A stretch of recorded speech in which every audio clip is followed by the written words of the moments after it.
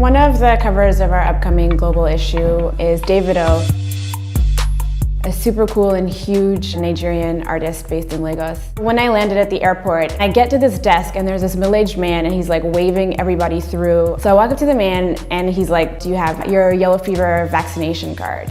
And I did not. When he was like, "Sorry, like, you gotta go back to where you came from. Can't let you in without a yellow fever vaccination card." And he asked me like what specifically I was there for. And I was like, "Oh, I'm like here to hang out with this guy, Davido. I don't know if you've heard of him." His eyes like got super huge and he got really excited. And he was like, "Oh my God, like if you're here to hang out with Davido, like you're my friend. Like I'll give you anything you need." He was like, "God bless Davido, like that's our son. We're really proud of him." And he let me through. And that's sort of when I realized that like Davido was like way bigger of a deal than I could have possibly imagined.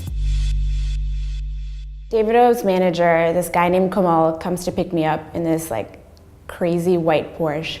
I don't know a lot about cars, but I saw it and I was like, okay, this is nuts, like whatever this is. So we get to Davido's house, we go inside and the first thing I notice is that there's pictures of Davido everywhere. I find out later that the paintings are actually all fan art and people like camp outside of his house waiting for him to come outside and accept them. I grew up in Africa, but I grew up listening to rap and rock and whatever else was playing on MTV. And like, you'd never see an African artist on TV or anything like that. And I think for Davido growing up, he sort of had a similar experience. Eventually, a few years ago, guys like D'banj started making this new kind of African pop music that sounded like house, it sounded like hip hop. For me, I started thinking like, oh, maybe Africa is like way cooler than I thought it was growing up. Around the same time, Davido was having a similar experience. And that's when he decided to sort of drop like R&B and hip hop as his primary focus and start making African music.